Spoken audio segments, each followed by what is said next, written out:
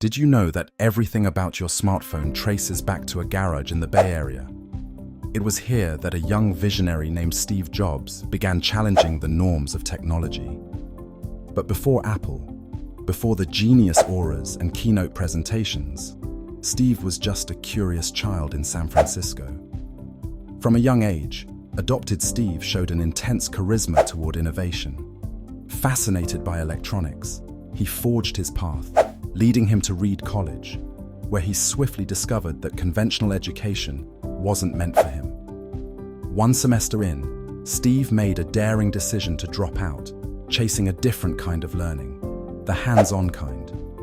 In 1976, alongside Steve Wozniak and Ronald Wayne, Jobs co-founded Apple Computer in a modest garage. Their first creation, the Apple I, was more than just a hunk of metal and wires. It was a revolution, a declaration that computing was personal and for everyone. Therefore, with the Apple II, they cracked the code for mass-produced microcomputers, launching Apple into the spotlight.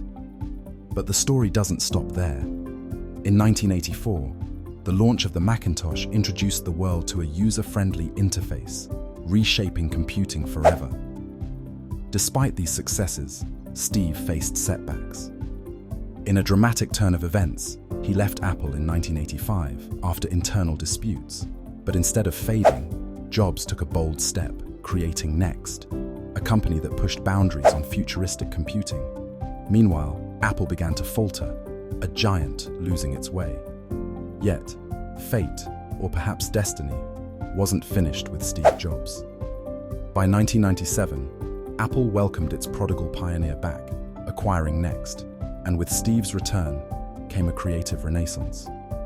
The iMac arrived in 1998, vibrant and bold, reigniting the brand's luster and consumer interest. Jobs was not just designing products, he was orchestrating an experience, a world where hardware, software, and service danced in seamless harmony. In 2001, the iPod disrupted music consumption forever. But it was the 2007 launch of the iPhone, a fusion of phone, music, and internet that truly changed everything. It set a new standard for smartphones and introduced the app economy to the world. Challenged by illness, Steve's vision didn't waver.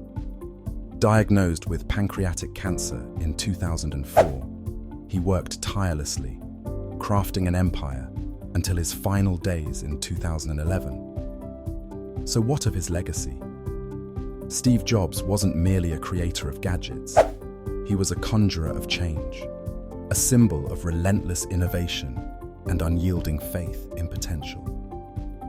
His legacy continues to echo through every touch, tap, and swipe in our digital lives today.